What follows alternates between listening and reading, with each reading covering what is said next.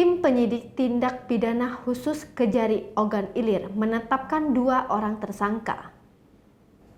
2 orang tersangka atas perkara tindak pidana korupsi pekerjaan peningkatan jalan ruas rantau alai sampai Simpang Kili. Adapun 2 orang yang ditetapkan tersangka yakni pejabat pembuat komitmen PPK proyek berinisial SB dan juga kuasa direktur dari perusahaan pelaksana proyek berinisial ZN.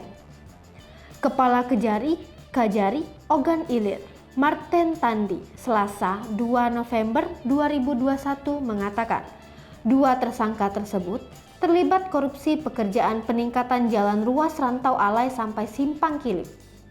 Dijelaskannya, proyek peningkatan jalan tersebut bersumber dari APBD dengan pagu anggaran sebesar 4,9 miliar rupiah. Akibat tindak perkara korupsi ini, negara mengalami kerugian mencapai 1,2 miliar.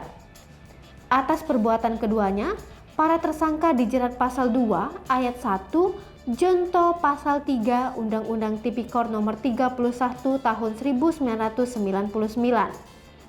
Sebagaimana telah diubah dengan Undang-Undang nomor 20 tahun 2021 Junto pasal 55 ayat 1. Penyidik Pitsus Kejari Ogan Ilir kini masih melakukan pengembangan terhadap kemungkinan ada tersangka lainnya.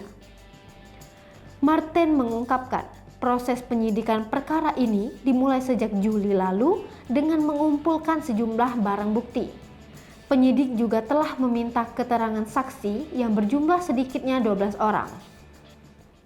Hai pemirsa Selipopo TV, jangan lupa komen, like, dan subscribe, serta tonton terus berita-berita terupdate lainnya ya.